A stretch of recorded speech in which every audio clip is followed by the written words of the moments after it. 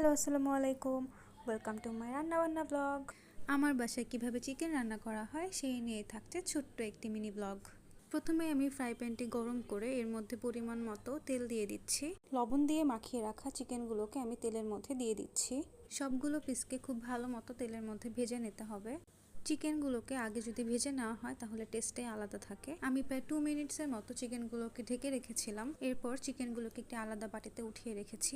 Same তেলের মধ্যেই আমি সবগুলো আলু দিয়ে ভালো মতো ভেজে নিচ্ছি। আমার মনে হয় বয়েল করার থেকে আলুগুলো আগে ভালোভাবে ভেজে নিলে টেস্টটা একটু ডিফারেন্ট আসে। এরপর ফ্রাই প্যানে তেজপাতা, লবঙ্গ, দারচিনি, এলাচ এবং 2 টেবিল চামচ পেঁয়াজ বাটা দিয়ে ভালোভাবে মিক্সড করে নিচ্ছি। ভালোভাবে ভাজার পর আমি এখানে 2 টেবিল চামচ আদা রসুন বাটা দিয়ে নিচ্ছি। এরপর দিয়ে দিচ্ছি 1 চামচ মরিচ গুঁড়া, 2 চামচ হলুদ গুঁড়া, 1 চামচ লবণ এবং 2 চামচ ধনে গুঁড়া। সবগুলো উপকরণ খুব ভালো মতো ভেজে নিতে হবে যাতে করে কাঁচা স্মেল না আসে। এরপর আমি এখানে রাঁধুনি গরম